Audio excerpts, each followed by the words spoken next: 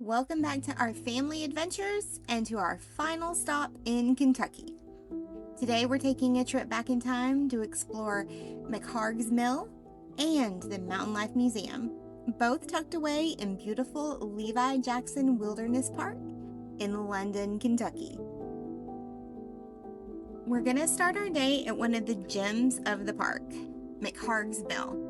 Now, if you've never seen a working grist mill before, imagine a pioneer-era smoothie machine. But instead of fruit, it grinds corn and wheat into flour. The first version of this mill was built back in the 1800s, right on the Little Laurel River, serving settlers who lived along the Wilderness Road. The one you see today was lovingly reconstructed by the Civilian Conservation Corps in the 1930s, using the same original foundation and millstones that date back over a century. Speaking of millstones, this place has one of the largest collections in the country. More than 200 millstones from across the United States are displayed around the property. It's like a stone garden, except instead of flowers, you get prehistoric-looking circles of rocks that once fed entire communities.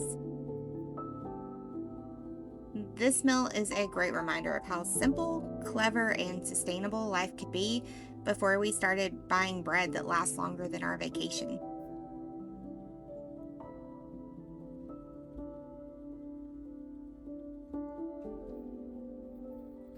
Let's step further back in time to the days when the folks who used the mill were just settling in the Kentucky frontier. Before we jump into Pioneer Village, here's the scene. This park sits right where thousands of settlers once trudged along the famous Wilderness Road, blazed by none other than Daniel Boone back in the late 1700s. This park preserves that history, and the Mountain Life Museum brings it to life with a recreated 19th century village. When you walk into the museum, it feels like you just wandered onto an old Kentucky settlement. Everything here is authentic. The cabins were either moved from local sites or built the same way that they were in the 1800s. On the property is the manor house. And let me tell you, manor is a generous term. This place is smaller than a studio apartment, but it once held an entire family, and probably a couple of animals as well.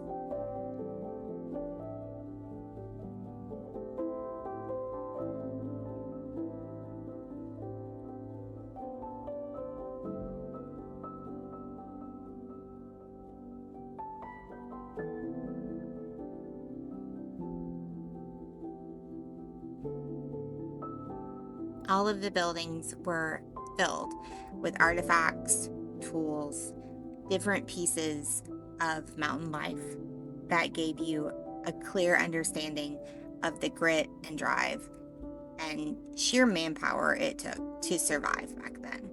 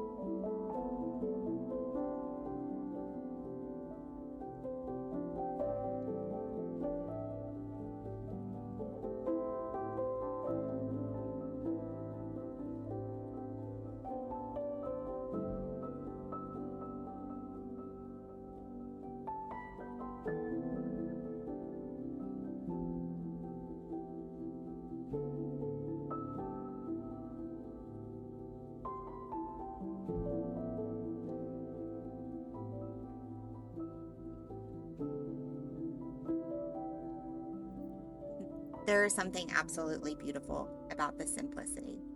You can feel the labor, the pride, and let's be honest, the total lack of central heat and air that went into daily life.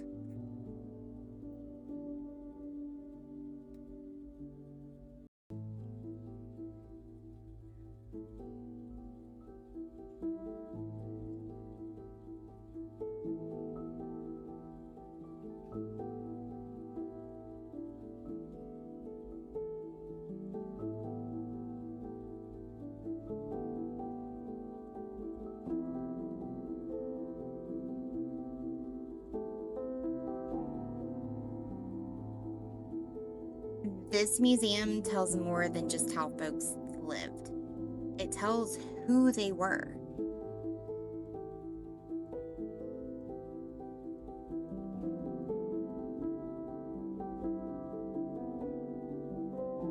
These settlers were tough and resourceful. They cleared forests, raised families, and built whole communities from scratch.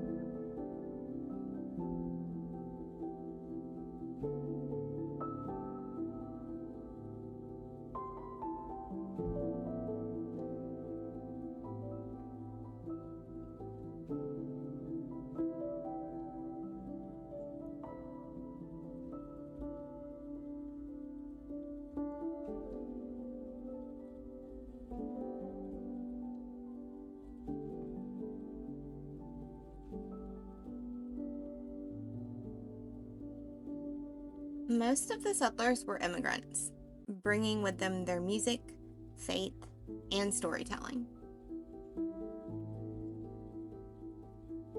So when you hear bluegrass or old-time fiddle tunes today, you're hearing echoes of those same mountain roots, passed down from people who made their musical instruments by hand.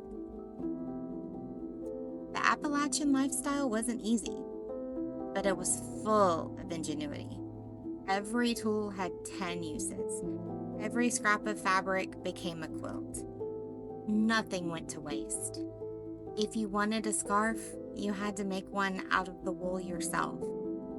If you wanted bread, you had to grind the wheat.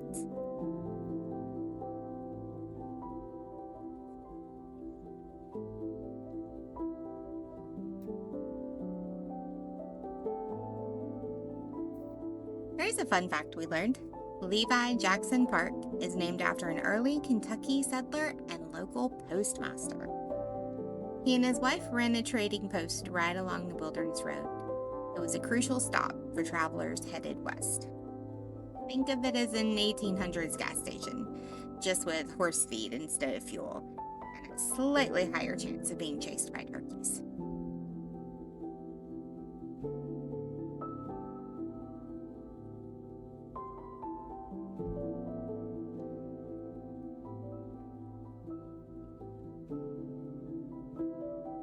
Today's visit was easy, relaxing, and peaceful.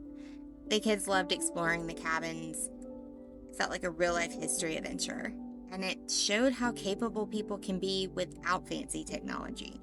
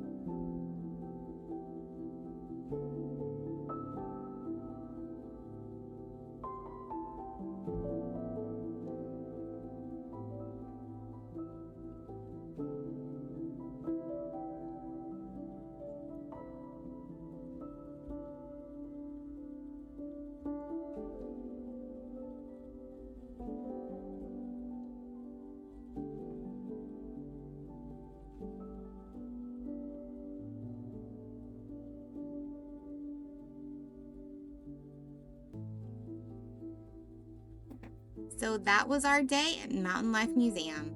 Part history lesson, part nostalgia trip, a whole lot of fun.